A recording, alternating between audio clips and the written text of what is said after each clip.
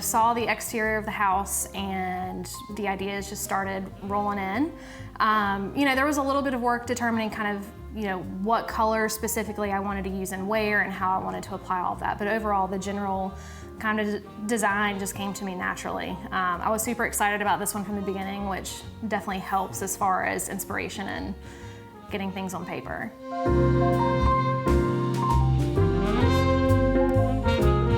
All of the master up plans in this neighborhood are named after streets in downtown Durham.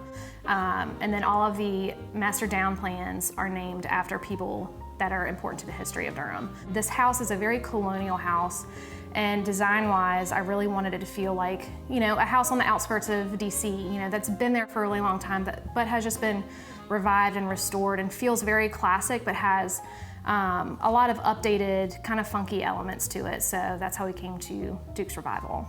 The entire floor plan just has a great feel and a great layout. You walk into this 2-story foyer with a really kind of feature piece in the staircase itself. We did a really fun kind of decorative rail there. You've got a study immediately to your right, which is going to be great, especially for somebody that works from home. There's some great built-ins in there.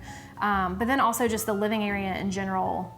It's all about the details in the home. I think to the average consumer, they don't really know why they love, a home from the front, but it's all about the details that go into it that we, make sure are correct from the beginning. So I think plan development in this community specifically is a much different challenge than it is for some of us in our other communities. And part of that is due to not only the lot size, Brian alluded to it earlier, we are in a new urbanism community, which means that there's a huge focus from a development standpoint on the outdoor living, the walk spaces, the community spaces that are coming along in the future. It was a little nerve-wracking, you always hope that this submittal is gonna be it. And there was a lot of fine tuning with this plan. It is a very classic house from the outside in, and part of that is making sure that the details, if you're gonna go for that specific style, you have to make sure that it's done correctly.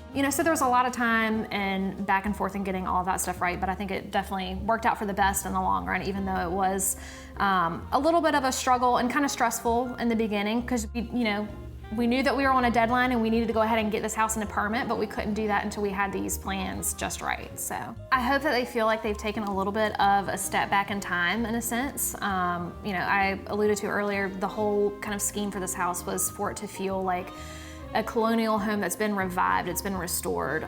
It's existed and it's been here for a while, but there's a fresh new take on it. And I hope somebody walks in and feels like they can really live here. Yeah, I think we both feel really good about this house this year. It's definitely, while still fitting kind of the HBD rule of thumb and who we are as a company, it definitely feels unique and different, and I think it'll be a standout this year for sure. We've already had a lot of positive feedback just about the house and the floor plan as a whole, so I think once people are able to see kind of everything executed in the house filled with the cabinets and the lighting and all the finishing touches, it's really gonna bring it home for a lot of people. I agree. It's so much easier for a client to visualize a home once you have furniture in it and the last bit of paint's on the wall. I think it really helps us to get to the completion line, and that way when people walk through it, they really will see the value in it.